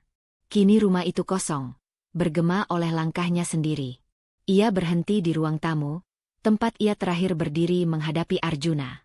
Ia menarik napas panjang, lalu menghembuskannya perlahan. Tidak ada amarah yang tersisa untuk dilepaskan. Fanny menandatangani satu dokumen terakhir di atas meja. Pengalihan pengelolaan rumah untuk sementara. Keputusan kecil, tapi berisiko. Ia memilih tidak tinggal di tempat yang menyimpan terlalu banyak kenangan, meski ia berhak. Ini bukan pelarian, gumamnya pada diri sendiri. Ini pilihan. Saat ia melangkah keluar, matahari hampir tenggelam. Cahaya jingga menyentuh wajahnya, hangat dan jujur. Untuk sesaat, ia berdiri di ambang pintu, lalu menutupnya dengan kunci di tangannya. Malam itu, Fanny kembali ke apartemen dengan satu koper kecil. Ia meletakkannya di sudut ruangan, lalu duduk di lantai, bersandar pada dinding. Ada lelah yang dalam, tapi juga ketenangan yang belum pernah ia rasakan sebelumnya. Ia mengambil ponsel dan menulis pesan pendek untuk dirinya sendiri, lalu menyimpannya di catatan. Harga diri tidak bisa dinegosiasikan, bahkan demi cinta. Fanny memejamkan mata. Ia tahu hidup barunya tidak akan selalu mudah. Akan ada hari-hari sepi, keputusan-keputusan sulit, dan mungkin penyesalan kecil yang datang tiba-tiba. Namun ia juga tahu satu hal dengan pasti. Ia tidak lagi hidup untuk mempertahankan sesuatu yang menghancurkannya. Dengan napas yang tenang, Fanny bangkit, mematikan lampu, dan melangkah menuju kamar. Di balik semua yang hilang, ia membawa satu hal yang tak tergantikan, dirinya sendiri. Dan untuk pertama kalinya, itu sudah cukup. Cerita Fanny mengingatkan kita bahwa cinta tidak pernah seharusnya menuntut kita kehilangan harga diri. Bertahan bukan selalu tanda kesetiaan, dan pergi bukan selalu kegagalan. Dengarkan suara batinmu. Karena ketika kita terus menekan luka demi terlihat baik-baik saja, yang perlahan hancur bukan hubungan, melainkan diri kita sendiri. Berani memilih diri sendiri adalah bentuk tanggung jawab, bukan egoisme. Terima kasih telah menemani perjalanan Fanny hingga akhir. Semoga kisah ini memberi keberanian, pengingat, dan kekuatan bagi siapapun yang sedang belajar berdiri kembali. Sampai jumpa di cerita berikutnya. Tetap jaga hati, jaga harga diri, dan jangan lupa bahwa kamu pantas dihormati.